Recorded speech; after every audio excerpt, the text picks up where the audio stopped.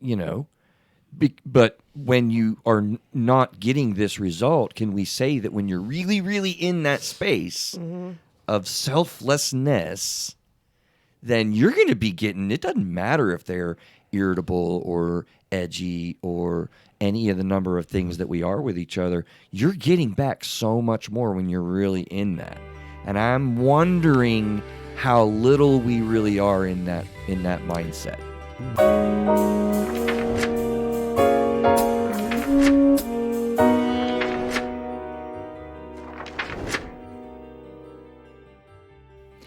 Hello, you have found Through a Therapist's Eyes. This is the podcast where you get personal insights from therapists in personal time in your car and at home.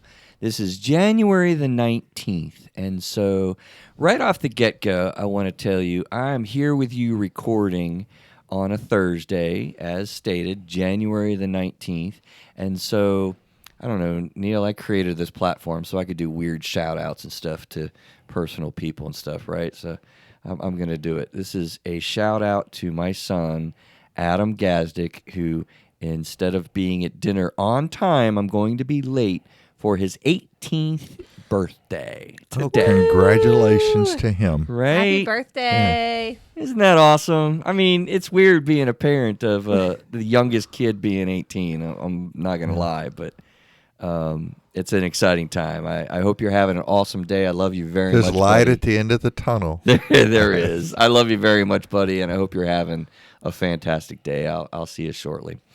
So this is Through a Therapist's Eyes. Let me see. We are going to be making a switch. We've been talking a little bit about it, so we want to build into it on YouTube Live instead of the Facebook's Lives that we do. So go to YouTube, go to the search bar like you would every time you go to YouTube, and type in Through a Therapist's Eyes. We will come up, and go ahead and start subscribing to that, because that's where the lives are going to be, and we're going to be building up the YouTube channel. Playlists, we're going to get down with that. We're going to do some cool things, and you type the little blue bell, and that lets you know an alert when we're on live with YouTube, just like it works with Facebook. Now, I got to say, y'all, Neil said I was awkward giving those directions recently. How'd I do, Neil? Did I do all right there? He says getting there, just getting there. Well, you know, I'm not a technology native like you are, sir. I think that was pretty adequate. I'm not going to lie. Not too bad. Adequate, just adequate. Okay, well, then you get the mic next time. We're going to pull you on and let you do that. So 5 stars on Apple, iTunes, hitting the 5 stars wherever you hear us. Guys, really, you need to understand our business. That makes a big difference. That really does make a big difference. So please do those things if you haven't. And if you have already, do it again. And if you have already done it again, then tell your friends, because that helps us to get discovered. Contact it through a therapist'seyes.com. Finally, you know what? This is the human emotional experience, which we do endeavor to figure out together. I like to start off. Go ahead. You keep forgetting this part that we do not. We do not deliver. Yeah, therapy services of any kind. Okay. I'm just covering our butts. Yeah. The intro, I try to hit different things, and Neil has me focus on different things. So I feel like I had to remind you of this last time. It's happened. Honestly, it hasn't. It didn't happen for like a 3 long years. Yeah. It was 3 years, and now it's happened. I don't know. Yeah. Thank you. You're welcome. Thank you for that very much. Yeah. So normally I like to start out now with like 3 questions to have you guys think about through the show. We're going to be a little bit out of order with this particular show. You'll notice I haven't even said the topic yet. Now, those that are listening, you'll see the title, and so it's not a mystery to you, but it actually is a mystery to Miss Victoria. She's over there with us. Hi. And Mr. John Pope. Hi. Still hanging out with us. We're missing Kasie again today with some scheduling, but I'm doing it this way on purpose because the way I want to set this up is the topic today was wholly and totally created from one of the most poignant questions I've been asked in a therapy session, really. And I was kind of just like, wow, it just made me stop. And it really made me think and consider, thus the genesis of this particular episode. So this was a question that a client asked you. Yes. In session. Right. that totally just just It- blew you away? It took a different angle on this topic Okay. and really made me think, right? Personally as well as professionally. I'm going to say that and be genuine about that. And I mean, you're gonna hear the topic, and it's not. I mean, it's not like I haven't thought about it, but in the way that this was created. So I'm gonna actually attempt to kind of put them in the same spot that I was with this question, and just to see what you guys do with it, and then we'll talk about the topic today. So, with that having been set up that way, right? So I'm talking to this person, and as we do in sessions, we're talking about a friendship network, right? You know, the value of friendship, the different things that you get from friendship, how important they are. We were sort of celebrating, right, a moment where she was identifying, oh, cool, you know what, I got this new person I'm talking to, known her for a long time. You know, she's been a longtime friend, and they've kind of gotten to know each other better. And I'm like, okay, cool, you know. And I said, well, that's also building up a friendship that's taken a different slant. And I started talking about, you know, how valuable that is.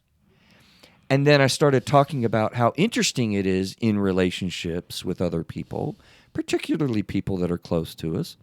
And I was talking about how this weird thing happens that's sort of magical. It's like E equals MC squared, right? You get energy, and you split energy into some sort of weird way that becomes mass. Like you get some mass, something out of what seems like nothing. E equals MC squared, right? You follow the geeky science part of my head? So I'm talking about giving, and I'm talking about helping, and we're having a little bit of a conversation about how powerful it is to really be in a place of helping another person.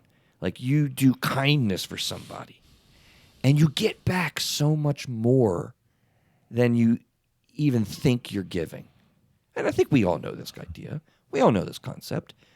It's powerful, right? Even if you're talking to a homeless person, I challenge everyone out there. The next time you see somebody, if you have time, take a homeless person to lunch. Well, and hang out with them for a period of time, or give them something, or have a 5-minute conversation even. What do you get out of that? You don't know this person, but the rest of the day, examine how you feel, right? You guys get it. Yeah. How powerful that is. Well, as I'm talking about this, she's like, okay, Chris, I got a question for you. I'm like, okay, what's that? Is this our drum roll? Is this where we drum roll? She says, why doesn't it work the same way in marriage? Yeah. Yeah, and I'm like, wow, well, okay. I mean, that's a good question. Okay. And I got to thinking about that, and I thought, well, and I told her, I was like, okay, well, this is really one of those times that we're really going to have to figure this out together. Because what do you guys do with that? Okay, the question is where we can be more generous with our friends or people we don't know than we can with our own family, that is our spouses, for example, or our partners. Yeah, well, the idea is if I'm helpful, I get way more back than what I even offer. Yeah. Why doesn't it work that way with our marriage? And I'm wondering if it's misplaced expectations, perhaps. What do you... That's a good question. Isn't it? It is Yeah. a good question. Yeah. It's really poignant. And it's sad. I was It going to say, it isn't is it? almost kind of sad about Really? that would even have to be a question. Right. Because we all know, right? Like, you know, oh, my spouse just pushes my buttons and they irritate me so much, and it's almost like they purposely just try to mess with me. And, you know, I mean, the sense that we get is that we, you know, it is the sadness, right? Like, so let's struggle with this for a moment, Well, I'm right? wondering if we follow a template that we get from our parents or even grandparents, and it's passed down to us. And so there's part of us that would see that in like if we were be kind to strangers, and don't put unrealistic expectations on them, and yet we do that perfectionism, for example, that we get this template of life that we follow. And Right.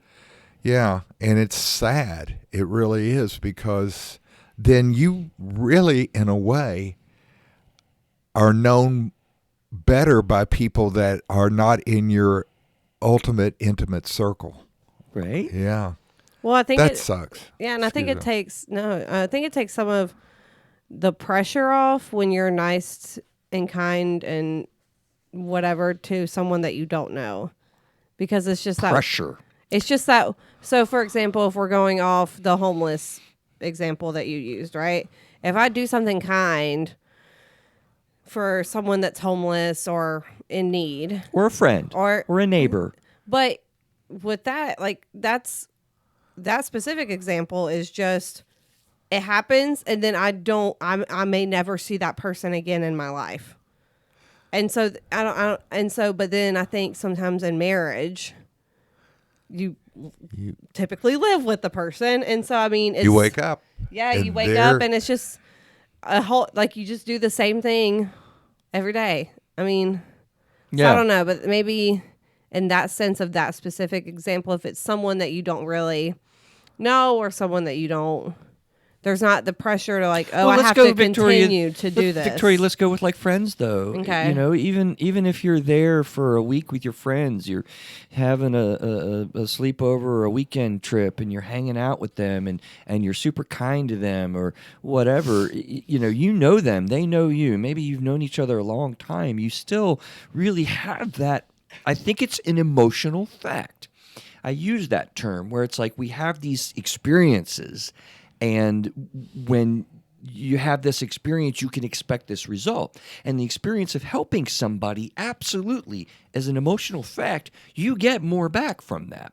So when you're hanging out with your friends or people that you know pretty well, I think that still holds true. I'm wondering too, Right. is and I'm looking at this from a religious background just a little bit. Well, now but- you're going to a direction, right? Go ahead. No, well, I'm excited. Well, what I'm thinking is that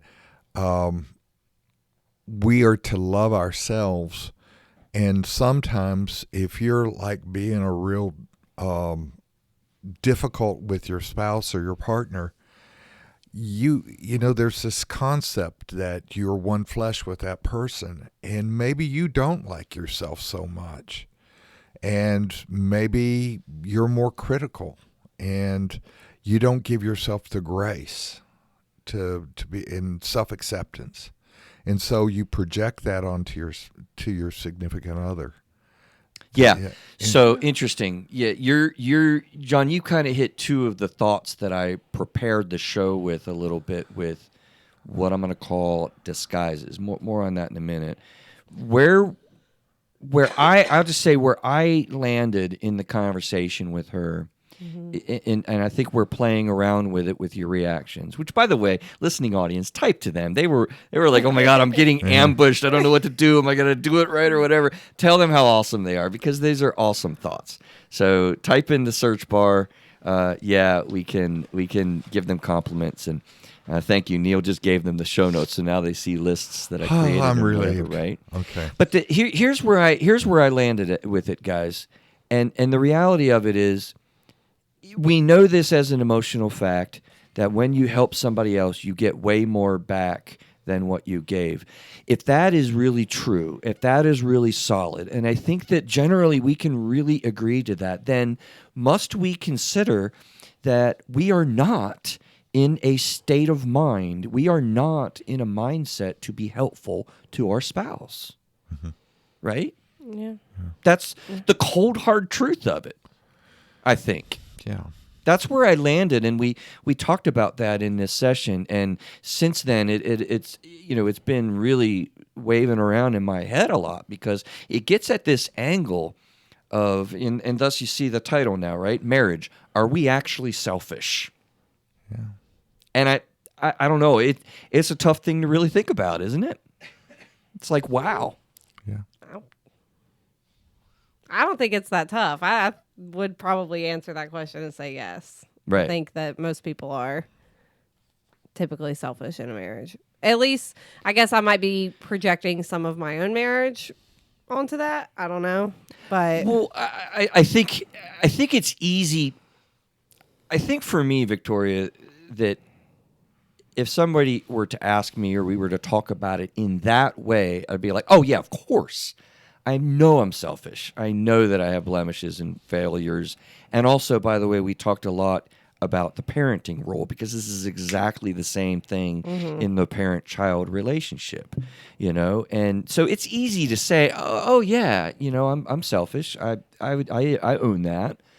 But generally, I think, and I would have thought, honestly, that I try to be more helpful than I'm destructive. I certainly don't want to be critical. I certainly don't want to be mean. I mean, my goal, my intent is really to be more helpful than anything. I mean, but when you are not getting this result, can we say that when you're really, really in that space of selflessness, then you're going to be getting, it doesn't matter if they're irritable or edgy or any of the number of things that we are with each other, you're getting back so much more when you're really in that. And I'm wondering how little we really are in that mindset. Well, I can say with some my work over 40 years of Right. working with people in marriage counseling, couples counseling, is that there is a sense that people want to make such an emphasis on their own needs in this marriage Yeah, man. that they're not We're self-absorbed. self-absorbed. Yeah. And it's- And you started to talk about one of these I'm going to call them, what did I call them? Disguises. disguises. Of projection. That's a huge one. Or a mask. And a mask that we did. And you mentioned also expectations Yeah. that we come in on, cultural or familial or otherwise, and that's not happening. I mean, I didn't. When I first got married, I didn't know anything about being married. I mean, I was totally yeah. naive, Yeah. right? Like, we young and dumb and not knowing what the heck we're doing. Hopefully, you gain a little bit of selflessness over the years. You certainly do as a parent. But let's go there for just a second, just to drive this home. Are we saying that we are not in a helping position? Because it's easy to kind of say, oh, yeah, I'm selfish with my wife. Are we saying that you're in a selfish perspective with your children? Yikes. Because we all know, oh, my God, the kids drive me crazy. They stress me out. I'm all anxious. I'm always worried about them. I mean, I got a 21 and 18-year-old. I could tell you the problems get bigger when the kids get bigger, Victoria. Good to know. Thank you It's true. for the heads up. Wait until they're nearly 40. I mean, Oh, does it continue from here, No, John? it gets better. It gets worse till about 23, 24, and then Yeah. it gets better. So I'm getting better close. after I'm that. getting Gets a close. lot better. I'm getting close, yeah. But I just wanted to pull your chain. But don't we? Thanks. I'm anxious enough already. We're talking about some things that are pretty big transitions. But, can we say that we're not in a mindset of helpfulness with our own children? Like, I don't like admitting that. I can admit that with my wife. I don't want to admit that with my kids. But is that possible? Yeah. Like, wow. I mean, I think it depends on kind of what John was saying, is that it might depend on the age of your child at some points. For right now, I have a 9-month-old. Yeah. So I feel Oh, yeah. as though I am completely selfless with him. I mean, I would literally do anything to provide for him, I mean, does that mean he doesn't? I mean, doesn't I get annoyed, frustrated? Like, yeah, but I mean, It's a really interesting But point. it's- Are the it's stages easier- of a marriage or are the stages of development with children different? And I think the answer is, oh, absolutely. yeah. And I'm wondering too, is that the quality of my marriage with Joy improved after the kids left the nest, and it wasn't because they were difficult. It's just that we were distracted. We were focused in on Oh, yeah. their needs so much that I couldn't spend as much time attending to her, and she couldn't to my own selfish needs, she couldn't attend to either. I mean, I was Absolutely. Yeah. Yeah.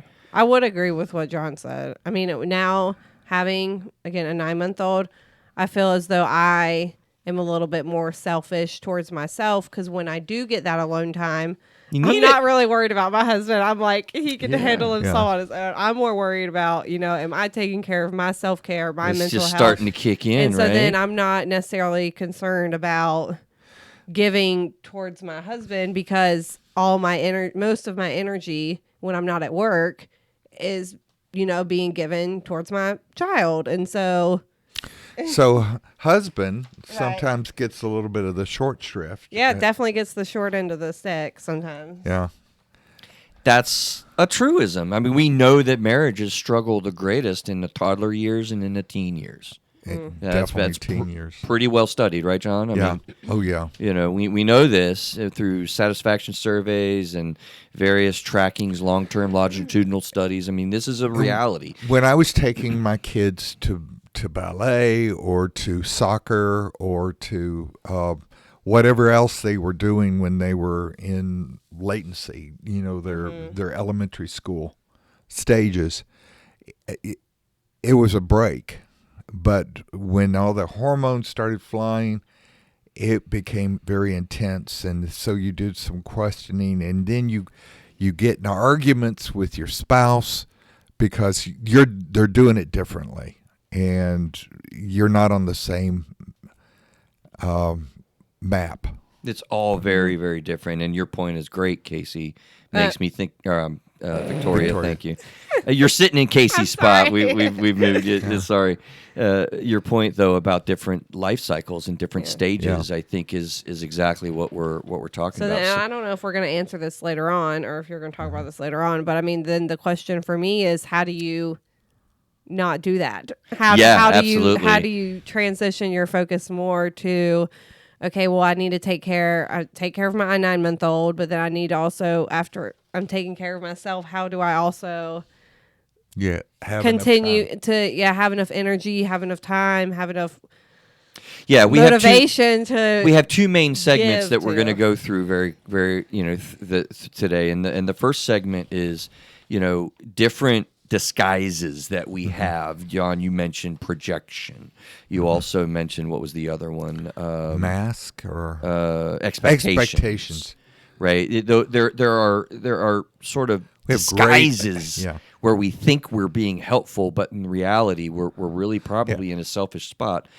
And hold on just a second. And the other segment that we're going to get into is, what does it really look like to be in a selfless perspective? How do we gear that to your question, Victoria? So we are out of order today, but I want to give you the three questions, right? So, do you just love it when your spouse announces that they're going to therapy? I think it's an interesting question that we'll also ponder. It's sort of a little third segment that we'll do. And then, do you believe you're usually trying to help your spouse? Do you really believe that? As we have started to have dialogue about. And then thirdly, this might be a disguise with actually self-serving attitudes. So think about the self-serving attitudes that we have. Good. There's also the concept that you're sacrificing yourself. You're a martyr for your spouse. Oh, yeah. Or something. Yeah. And so you do get some sort of feel-good aspects to that, but it's kind of empty, obviously, because it's not authentic. It's not really selfless. As we're really looking at this honestly and openly with ourselves. Now I want to do two things here before we get back to what are the disguises. So the first thing I want to do is model a little bit honestly, and I'm going to openly, I thought about this, I'm going to openly and invite you to join, as this shot around the world. I'm going to offer an apology to Lisa specifically for as I've thought a lot about this in our marriage. I hate and apologize for the times that I am selfless, still currently today. It's something that I've been thinking a lot about this week, and from a personal level, and again from a clinical level. So I'm throwing that out there, and you'll see that actually in a bit. The other thing is a little bit of a switch gears. Neil, you're gonna love this, man. So I already have the topic for next week. You believe that? But you're not going to tell us. He is grinning. I'm going to tell you right now. He is grinning and loving that because he gets on my case a little bit for that. So it just worked out in such a way where I was able to do that. So the next episode is going to be all about step parenting. Oh yeah, you brought that up to me today. I did, yes. So I want to ask the audience and let the audience know, like, shoot us in some questions and thoughts. You can be a part of the prep because I'm going to take some different angles with it. I've thought about it and started to do the show prep on it, and I want your feedback. So ask a question about step parenting, and you will get some direct feedback on that way ahead of time. So be thinking about it. Sound cool? It sounds cool. It's a challenge to be a step parent. It is massive. To be a good step parent. You know what somebody told me one time? They said, you could start a whole practice and just market yourself as a blended family specialist, and you'll have all the business you would ever want. Oh, I totally believe that. Right? Yeah. All right. This is a good opportunity to take a quick break from our show for our sponsor as a natural course of what we're doing. BetterHelp, BetterHelp.com. So BetterHelp is a sponsor of our show. It is an awesome service. We've started to think about it, wanted to bring some more highlights to it.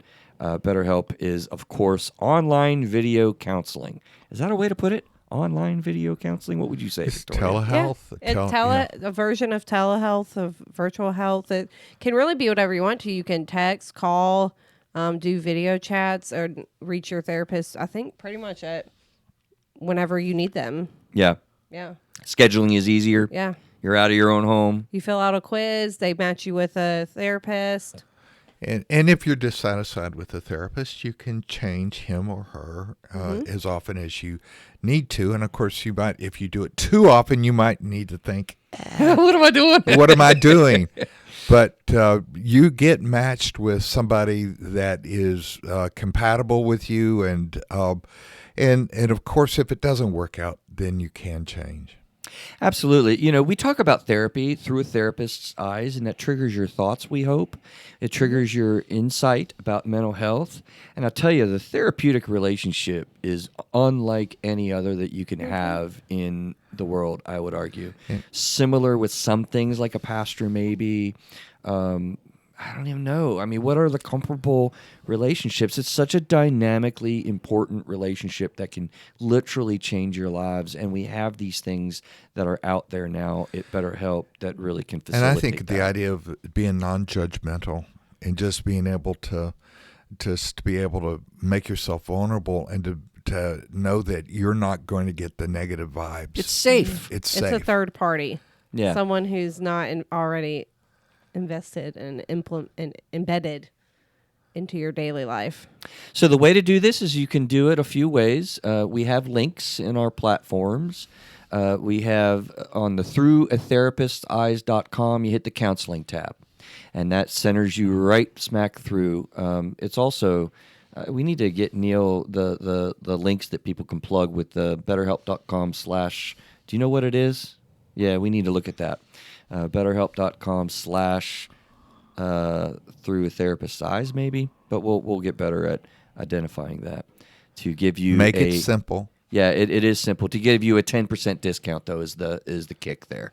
So you get a 10% discount if you go to throughatherapisteyes.com, hit the counseling button, and off you go. So let's get back to the show. So let's do the quick little segment, right, on analyzing the comment. What do you guys do with this? I was thinking about making a whole show with this comment, but I don't. It's been on my list for a long time, but it occurred to me, this quote or this statement. What does this elicit thoughts from you? Spouses love when their spouse reach out for therapy. I disagree. You disagree? I mean, Holy cow! What do you mean? I'm very curious. Okay, well, maybe I should rephrase that. Each couple is different. I mean, I first read that, and my instant thought is that I have a client whose spouse came in for one session after some things happened, and we have talked since then about asking that spouse to come back in, and that spouse repeatedly says that they do not feel like this is for them. Sure, I have no. Yeah, but Yeah. does the Now, person who didn't come in, your current client, is it a boy or girl? My client is a female, and then her husband. Okay, so your client is talking to you. I'm saying your husband, her husband loves it that she is in a therapy experience. You think not? I think that he thinks it might be helping, but I don't know. I just get this feeling that I think it's hard for me to say, hey, John, you go to therapy because you need it. No, you go to but therapy. I'm fine because I Right. I don't need it. It's just hard for me to believe, or does that make sense? It's hard for me to think, hey, I'm going to be supportive of you, even though I would not do the same thing myself to better myself. I don't know. Maybe I'm sounding gibberish right now. Well, I'm wondering that where that person is, perhaps in their journey of life, and that sounds kind of kumbaya, but there's a sense that if there's a lot of intense feelings and there's a lot of enmeshment, then that person may feel threatened by a spouse going to therapy, because what the spouse is saying, I'm going to is something has to change. Right. And of course that person might feel. I'll tell you where the thought's coming from, because I'll tell you, when I go to therapy, I feel like, oh man, I'm ready to figure things out with myself and with us and all that kind of stuff. And so, I don't know. I'm sure that I have pieces of me that's kind of like, oh yeah, just like Craig did.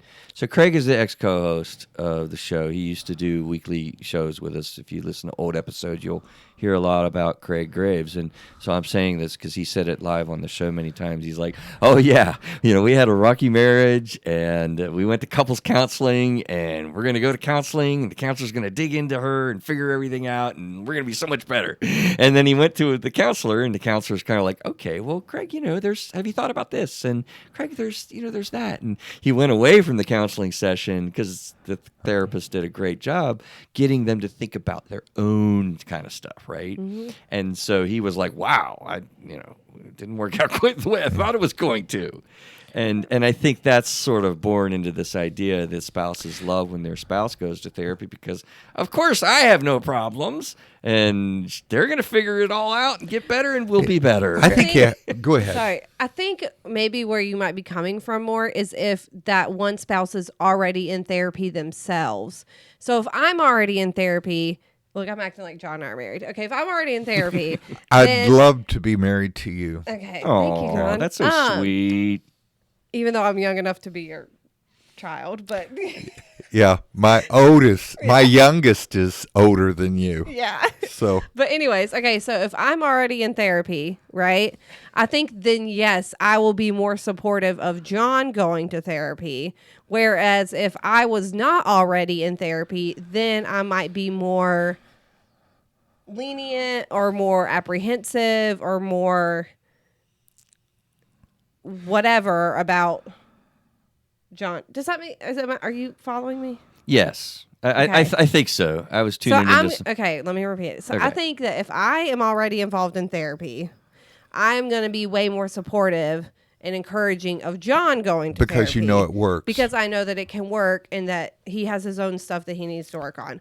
Whereas if I'm not already involved in therapy, and then John comes to me and says, hey, I want to go to therapy, then I'm going to be like, why do you want to go to therapy? Like, I might have all these questions, or I might be confused. I might be like, I don't know. Well, and I think you're talking to people at different stages in their lives as well. So, right. So you're going to get somebody that's rigid, might feel more threatened if their partner or spouse goes to therapy, because then that person may change in a way that's different. Right. Yeah. But on the other hand, having worked with couples, I've also seen where the best thing somebody that comes initially for counseling says, I'd like to bring my spouse into this, or my wife or my husband or Right. into this. Because this really has been something good, and so they're almost like evangelists. Yeah, like this is Right. going to Yeah, help. so I you know. get that. that. Yeah. Yeah. And a lot, most of the time it does, because I think they're preset for that growth. And there's a way that they anticipate that things are going to change and change positively. And so they elicit from within themselves that growth. Yeah, I know there's a myriad of reactions, that people are going to have. They might be distrusting, or they might be fearful, like, oh, you're going to talk to your therapist about me. I don't like that. Right. Yeah. There are variations of reactions that people have, but I think generally people are kind of like, oh, that's great. You can go to therapy. You'll get your problems fixed, and we'll be better. I don't have any problems, and many variations of that. I just think it's an interesting thing to think about. But I want to move on to getting to the disguises, and we have some Facebook comments that I think are really on point. So Sean, yeah, man, you're rocking it. When we talk about different disguises and being helpful to your spouse, or maybe not being as helpful as we thought, he says it can spotlight areas of their own life that they feel insecure about. Absolutely. Again, the projection. The projection is the clinical term for that. Yes, I'm sure that's on my list. We're being Freudian here. Yeah, we are definitely getting a little Freudian. Yes, Barbara talks about agreeing with you about the empty nesting and the focusing that we get, in that particular stage of life. But aren't there many ways of disguising? I'm going to give us the first one on the list because it's the first one that came to mind, and where we went to in that therapy session was codependence. What a big one, right? Yeah. Now, I have a simple way over the years that I've come to define codependence, and we did a whole show on codependence in the past. But basically, you become what the other person is. So if the other person is well, you are well. If the other person is not well, you are not well. So our behavior, our efforts are to make the other person well ultimately so that we will be well. And that is not coming from a helpful mindset. Though look at all your behaviors. You're cooking lunch to make sure they're happy. You're doing an eggshell walk to make sure they're not upset. You're going to the liquor store to buy their liquor. Absolutely. So that they are happy. So that they're not upset, they're not mad, let's just make this evening go well. And I'm going to say we fall into a very normal state of codependence levels, not full-blown, but levels with our children. I would say almost universally as parents. Okay. Right? If your child is well, then you're well. If your child's not well, you're not well. So we'll do all sorts of things in a codependent way, unfortunately, so that they're well. So we're not stressed out. We're not frustrated. And it's you're looking at all the angles, but you end up manipulating. Right? Yeah. Not intentionally, but we fall into this trap. So the first one on the list is codependency. That is a disguise. We're thinking that we've done all of these things for so long. Look what I've done. I do all these things for you. Yes, John. And you're still unhappy. Yeah. Nothing will satisfy you. I can't do anything right. I've tried all the things that I can ever think of doing. And I'm still wrong. I'm still failing to make you happy. These are elements, right, of codependency. Right. It's a disguise. You're not in a pure... And we're doing that dance throughout all our lives. Yes. What you do is you become better in terms of saying, okay, that is not so much an emphasis. You become aware that you don't do the codependent actions, but we all do it. We get sometimes. Better. We get better. I hope. Absolutely. When you become more of an experienced parent, you begin to let go as they get older, and you let them fail and you let them hurt. Victoria, it's common. No, I'm experiencing it now. He's crawling. He's about standing up on his own, and so he's about to start walking. And so, we make sure he's safe, but we also we let him fall. Yeah.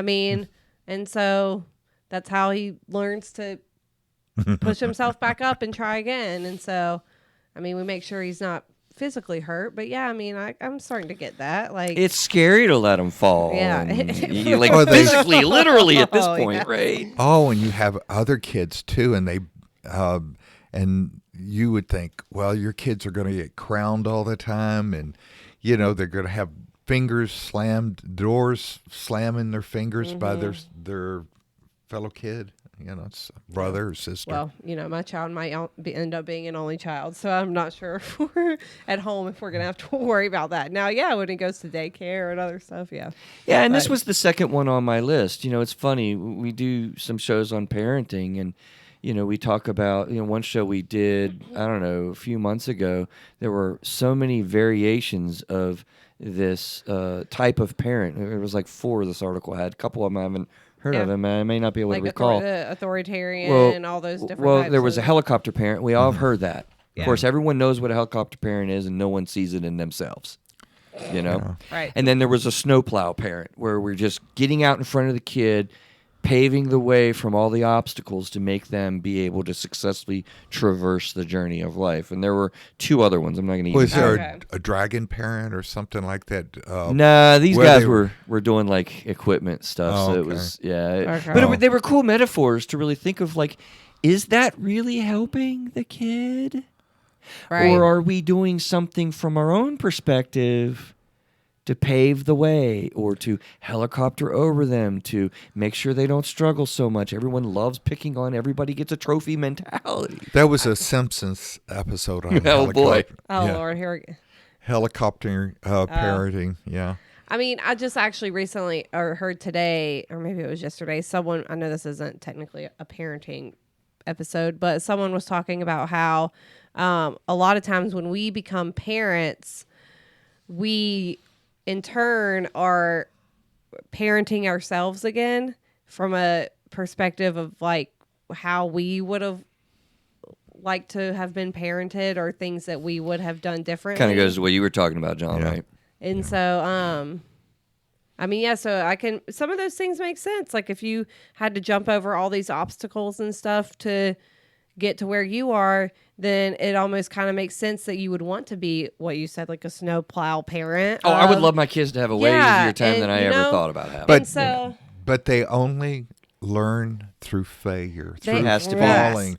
Yeah, Pain. your son, it's son, right? Yes, Lucas. Lucas could not learn to walk unless he fell. right. Yeah. Yeah. And we know this, and so but again, when we don't want to let them fail, it's about us. Like, it's about our feelings, our emotions, our perspective, our struggle, not the spouses, not the kids. And we're talking about those two because those are 2 of the primary kind of types of things. Let's move on to like avoidance and shutting down, right? That's another disguise. We'll avoid conflict because we think that this is going to make things better. Or we will shut down because you don't really want to know, Victoria, what I got to say. Right. You No, know. I talk to my clients all the time about how, we can't read each other's minds. And Okay. so when you avoid something and you fail to communicate it, your partner doesn't know. Okay. And so We know this in you're- couples counseling, but the point that I'm making is this is a disguise. There It are is. false, even logically false thinking, but there are false beliefs that if I just shut down, or if I just don't say this, or if I just avoid this, it will be better. And I'm helping you. I'm helping us. I'm helping us get along because I don't want to cause a problem. Yeah, but then what do we know? What happens? All those things get avoided. All those things get pushed down, and then it explodes. It's a self-absorbed position. It's Right. a pressure cooker. Yep, basically. We have to deal with these things. You know Yeah. this. I mean, you jumped on that as a therapist super quick, right? Because we know this. But again, we really set this up and manage it in such a way that we validate. I need to shut down. It's better. It's better for me than it's better for us. It isn't. It's a selfish perspective. It's not helpful to the relationship. So then Criticism. question. Okay.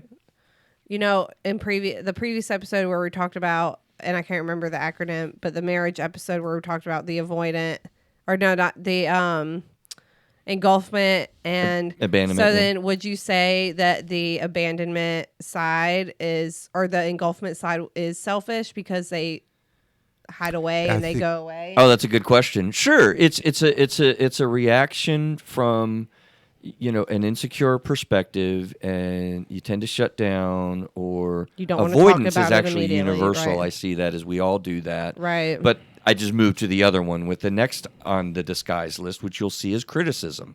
Equally so, we want to give a suggestion. We want to give an idea. I've done all these things. I know we have. Every single one.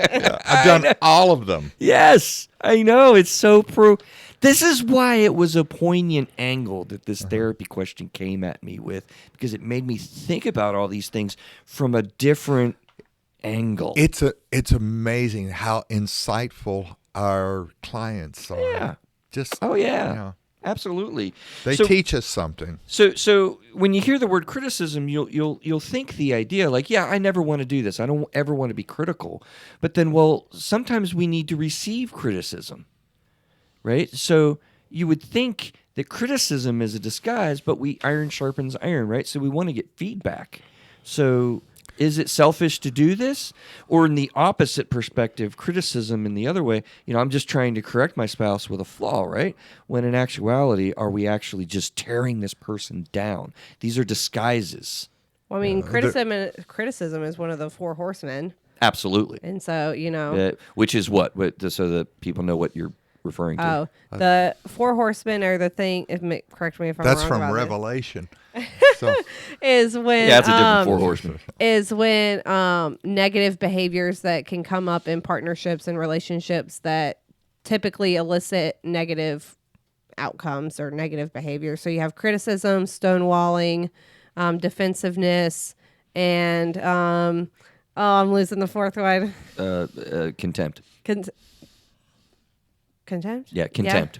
Yeah? Okay. Yeah, I could see that. And so there's anecdotes to those that you can do. Yeah. To kind of This is part of counteract the them, EFT but- model that yeah. Gottman had created. And so criticism is one of those, and I've been working with a couple of my clients on this. Yeah, it is. It's And a so, good framework. you know- Let's move on, though, with enmeshment, right? Mm-hmm. Enmeshment is a disguise for thinking you're in a helpful perspective when you're really overly engaged beyond the boundaries that we would want. For instance, a lot of times I'll see this in single parent-child relationships where oftentimes it is the female doing more caretaking than what we want.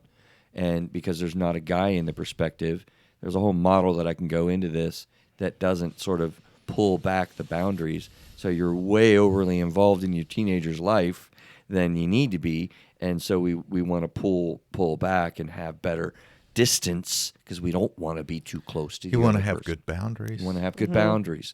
And what does that look like? Well, enmeshment is a clinical term that's like, you're way too in. But we're thinking while we're way too in, well, I'm trying to be helpful. I'm only thinking of him or her. I'm all about this other person. Yeah. And we could be enmeshed with our spouse for sure. But you're really got your tentacles in it. And, Yeah. And so it doesn't allow the son or the daughter to grow. It is a yucky feeling to feel the enmeshment from Yeah. somebody else. It's like, oh man, you're really too reliant on me. It's like, get off, get back. Well, then I can see where that would kind of put some pressure on the person of like, well, now I'm afraid to mess up because you're so reliant on me that, or the teenager who's, parent is enmeshed to them, then they become afraid, well, I don't want to be a disappointment, and da-da-da-da-da. Am I on the right track there? I think you definitely Maybe? are, and sometimes because if let's say if it's the parent that is very dysfunctional, perhaps dealing with substance use disorder or serious mental illness, then the teen becomes the parent, and that's not healthy either. So withholding information from your spouse is another one of these disguises that I have thought never about, right? done that. You said you did all of these. I did that. Yeah, I I've done withhold information, thinking I'm being helpful. I'm not I don't wanna telling the hurt my truth, but I'm spouse. not telling the full truth. Right? This is another form of avoiding, another form of shutting down when I'm withholding some information because they can't handle it. It's about them. They can't handle it, so I'm going to just withhold this. And honestly, guys, I've had marital couples that have been in a marriage for 20 years. And as we're building trust and recovering healthy interactions, they find out new stuff that they've never told the spouse. And significant things too. Like I'm talking about, I was adopted. I've never told you that. Really? Or I've had sexual abuse and I've never told you that. Like, wow, we're 20 years in and there are significant pieces of this person's life that they just have withheld. And it's under the idea, I'm being helpful to you. But really it's a disguise because that's another form of like, you're not in a helpful place for the other person. It's not selfless, right? I have a great idea and denial. And then there can be other great ideas, right? Like, so the great idea and then denial of like, you know what denial is? Denial, I like to say, It's is a river in Africa. It is not the Nile. That joke is so stale, man. Funny. Dad jokes. Yes, they are definitely. You are a dad joke evident there. Denial is like when you're unable to see something, right? And then you just sort of minimize it away. We see this a lot in the addictions field. But And in grief. With grief, absolutely. When we're just not seeing something because we're blind and we're not really open to exploring those things, I see that as another sort of disguise because that's about us. It's not about the other person. Defensiveness. Ooh, another 4 horsemen. Right. It comes up. I mean, there's 4 horsemen. We've covered 3 of them: stonewalling, defensiveness, and avoidance or criticism. Stonewalling, aka, was the avoidance and shutting down, just so everybody knows. Right. And interesting, in my brainstorm, I didn't come up with contempt. Ow. Boy, I'm pretty sure contempt is about ourselves. As I'll say, as you well. might could add that to the list. We could. So defensiveness comes out easily and sharply, often. And you think like, well, I'm just defending a position. It's you. Right. Isn't that a disguise about, look, you're in your own head. And it's not just sharing your opinion. It's not just sharing your view, when we're arguing. And it's like, it's really tough to just sit there and say, okay, I see your point. We automatically turn around and say, well, I see your point, but see my point. This is usually when, with my couples, I do like introduce using the I statements. I feel Hugely so, blank right? when, so I feel, and then the feeling, blank, and then the event. When you I statements are powerful because it immediately switches your thinking. And they feel very awkward. They do, don't they? They do. Yeah. It does, doesn't it, John? Go a little further with that, because that demonstrates, like, why would that feel awkward?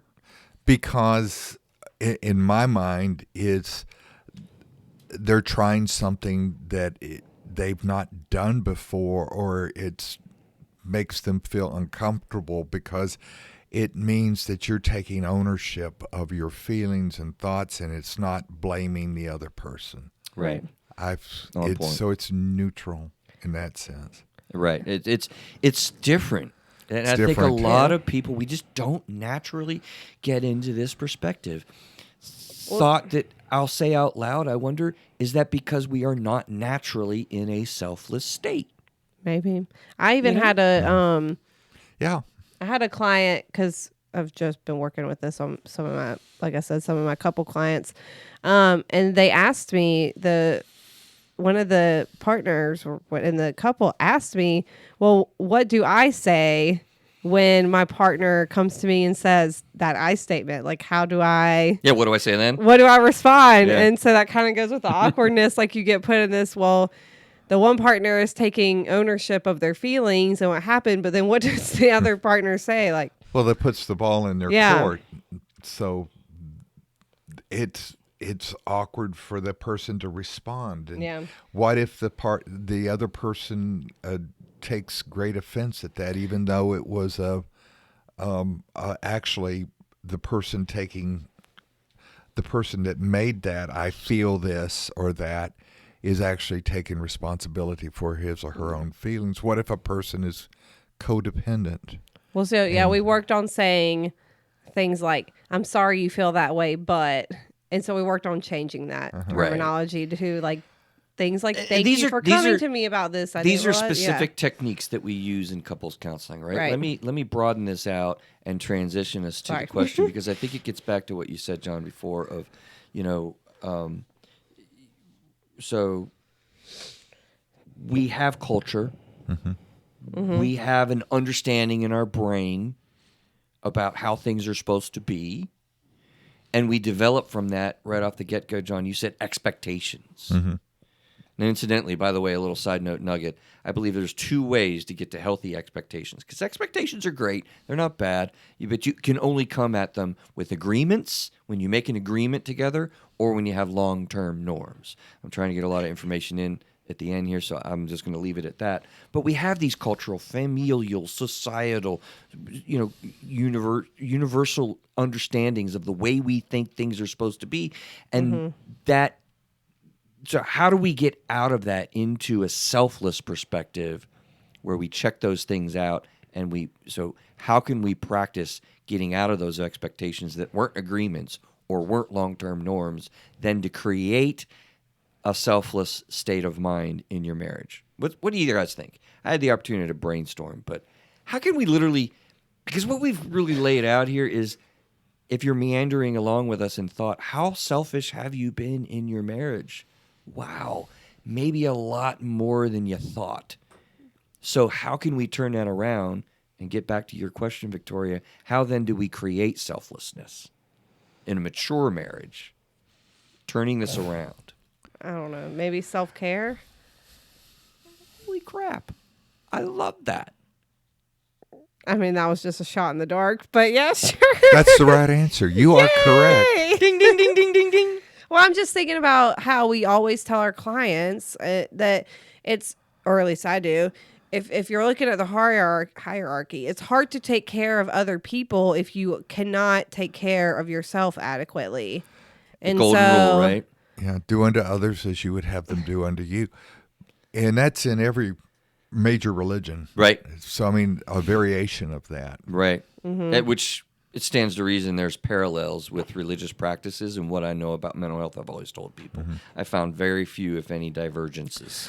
But this is totally one of them.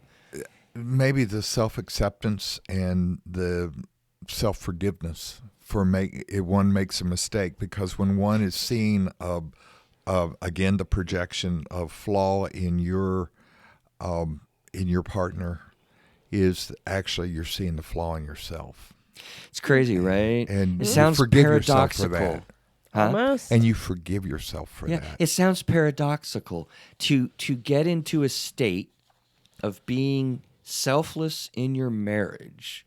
We're going to take care of ourselves. And I put it as number 1 on my list, but I'm going to confess. I literally did this brainstorm and I thought through these different things, and it was a couple days later and it was applicable to another session. So I was talking about this then, and I'm pretty sure maybe we created it together. I don't really remember. I probably should give credit. Maybe I'll just say they came up with like your answer, Victoria. Of self-care. And I was like, oh my God, I didn't even have it on my list the first go around. Yeah. And so I put it at the top of the list I because, think you'd be right in that. right? You can't be selfless if you're not loving yourself. Can that be on a coffee cup? Right? Yeah. Can that not be a fundamental marital requirement? Like that is because it's so true. The other thing is forgiveness, and that is a tough thing for a lot of people. They say, "Oh, I forgave." Yeah. But I'm not going to forget. And then they bring it up again and Again. because they happens, haven't. and I'm going to talk about this for the next 5 years. And then you can say, let's say you have that trouble. Let's say that unforgiveness. Well, you can say, I don't forgive. This is not something easy for me.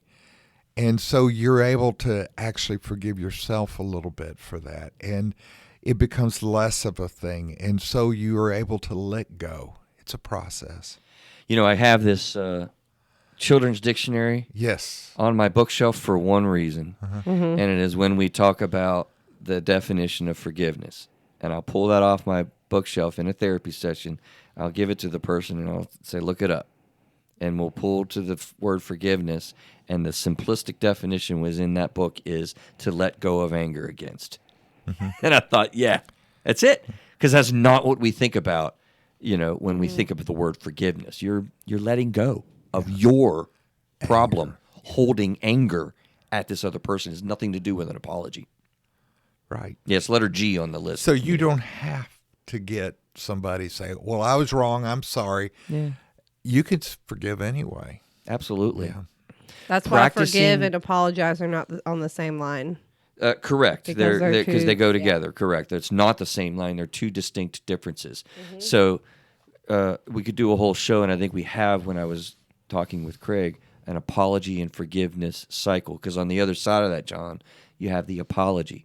When you're apologizing for something, you are in a selfless position saying to this person that I screwed up.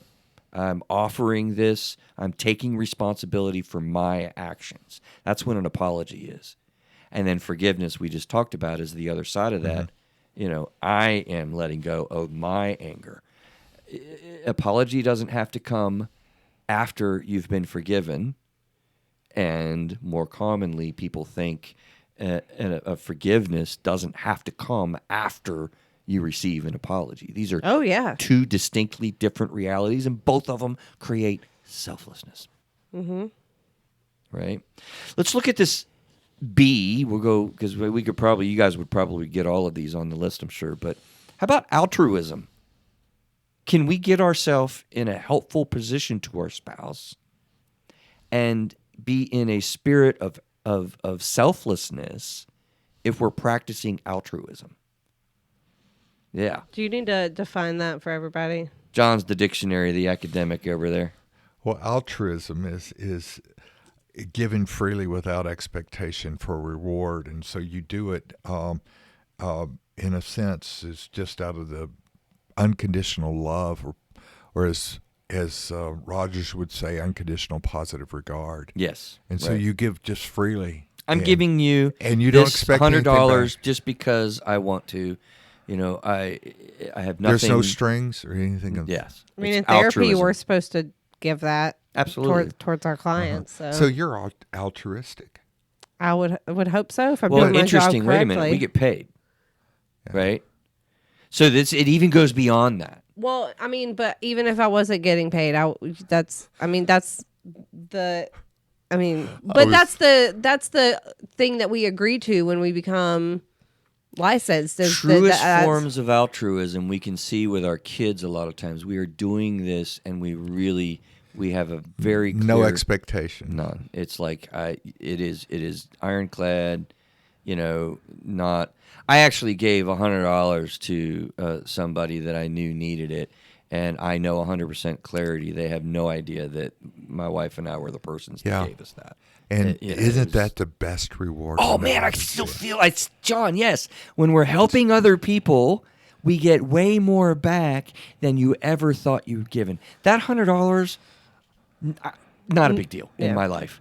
It's $100. It could be a decent money. And particularly when we gave it, things were tight. Mm-hmm. But I have thought about that, John. I can't tell you. Thank you for that, because it's popped up in my mind so many times, and they have no idea. They still have no idea. It was just in their mailbox. If they're listening to the show, they may figure it out. But So, but let's move on. Compliments. When we're really giving a compliment, I think that's a little mini taste of selflessness. Except for when we expect one back. Well, we can quickly move out of selflessness, yes. Right. And go a little further with that, though, because that's a little edge, right? Yeah, I mean, if I'm going to say, like, oh, Chris, I really like your shirt today, that just because. But then, I mean, if I'm expecting you to be, like, also like, well, I like yours too, Victoria, then, like, what's You're the missing point? the boat. Yeah. Yeah, you shifted super quick. Okay, this might be kind of embarrassing, but I remember one time in high school, I had gotten this new book bag cross the shoulder thing, which was stupid because it was heavy on my one shoulder. Sure, it was but beautiful. I was so excited about it that when I went back to school, I like passed by this teacher And I said, "Oh my gosh, I like your hair. Don't you like my new bag?" Like instantly. And I was like, like almost like I was expecting this comment, like because I gave one. Your hair looks I so was- beautiful. Look at my bag. Yeah, don't you like my new bag? And sometimes that's one of those things I randomly think about. Like, why would I do that? would be- But It's comical now, but you could write a teen sitcom on that. But see, I think the takeaway from that moment, Victoria, is don't we all do these things? yeah, like we I do. mean, Yeah. You know, we really, really do these things. And so we were trying to do the best that we can to get out of that selfish perspective and grow into something called agape love, by the way. I We've love talked about that agape, yeah. before. It's hard. It's not human Yeah. to be in a state of complete selflessness. We would like it to be.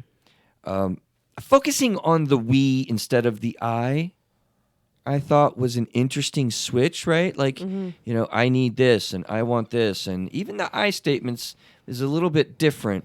But when it's a, you know, hey, we can do this together or we can do that, you know, we need to talk to the kids. It's an invitation that this isn't about me. It's not my idea. Can we do this together? It's an invitation to be a team. And I think that has an element of And so it's inclusivity there. it has inclusivity, and that is from a helping perspective that you're not alone. You know, we have ideas together that are ours, right? What's letter I? Because I suck sometimes at this one wholeheartedly. ready? 1, 2, 3. Patience. Nobody else said it with me. Well, you were impatient. I was impatient. Oh, It's patience. plug, boom. Which I also agree, Chris, I have none of, and my husband will wholeheartedly agree to that. right. And if my child could talk, he would agree He with would tell that too. Yeah, that was one of the hardest things that I would hear from my wife, and particularly when it came to with the children, or you're so impatient. I would hear that in the negative way, and of course we didn't have all the I feel language tools Right.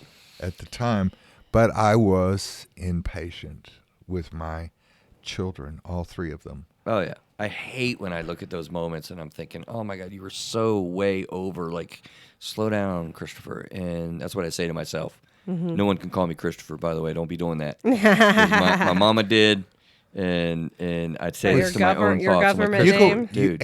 Anthony is your middle name. Oh, dude, yeah. You give me both of those names, I'm going to start shaking. Anyway. Okay, so we need to taxi in a little bit. Let me give the ones that we didn't talk about so they get mentioned at least, and we need to go further with this in our thoughts.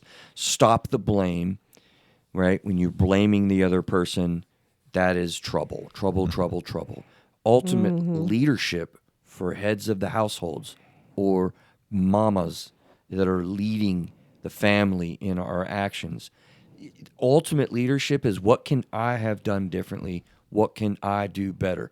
That is a question that you need to ask, really. Even when the other person wrecked the car, well, what could I have done there? Okay, like that's ultimate leadership. Simply ask the question, how can I help? How can I help? Ask that or variations of that question really regularly. That takes impatience off the table. How can I help? Yeah. Because in other words, you're engaging in the team. Right. Yeah. And we've touched on impulsivity a couple times. Guard against impulsivity. And then develop, this is different angle, right? But develop the ability to trust. We talk about trying to build trust. Well, part of building trust together is develop your ability to trust this child to stay at home alone for the first time. That's hard, right? And lots of other ways that trusts are. So what do you think in summing this up, guys? I mean, you know, this is tough. Bless you. Thank you. Tried to hide that sneeze. It came on quick. This is tough, isn't it? So what are you thinking in summary here? I think for me, the main thing to keep in mind is kind of what I mentioned earlier, that in order to help and take care of your spouse, of your children, of other people around you, you have to take care of yourself first. And you have to be in that mindset before. So, in other words, you would encourage a gentleness with yourself. Yeah, give yourself some grace. Also, like, give yourself some grace. I think a lot of times we do put a lot of pressure on ourselves to be the perfect marriage, or to at least seem like we're the perfect marriage, and that we have it all together, when really not a single person I know has it all together, including myself. So, I do not. you know, a little grace and some self-care, some self-love. What are you thinking, John? Well, I'm thinking that's why we are given long lives, generally speaking, is that we're in this journey together, and we're processing through this. And part of the growth edge is to say, okay, I'm not always going to succeed. I'm going to fail. I'm going to fall. And then instead of beating yourself up, you are able to say, okay, I've learned from this. I can go on. And you do that with your spouse. You do that with your children. And that part of that is they'll see that in you, and they'll want to emulate that self-care. Absolutely. Right. Listen, I love that we're landing on taking care of yourself, being kind to yourself, being gracious to yourself. Look, there are a lot of marriages that are struggling out there today. We have a large amount of divorces and separations, and I have held the belief anecdotally through working over the years with people that people are in their most hurt spots when they approach or face the demise of the closest relationship, their marriage. Mm-hmm. So understand that there is hope out there, and that you can really shift these things, starting with yourself, to be kind and loving and graceful with yourself, so that you can get into a selfless perspective, a helping perspective with your loved ones that you lived with, most pointedly your spouse. It is doable. It is a journey. It is something that you learn, and you stumble and you fall, but I want to encourage you to continue growing together with your marriage partner. It really is something that is the human emotional experience, and you together, I hope, endeavor to figure it out together. Take care, be well, and we'll see you next week. Bye, y'all. Bye. Well, that was fun. We definitely have Facebook covered. Facebook folks, take care. We'll see you on YouTube Live. Bye, Grandma. Love you.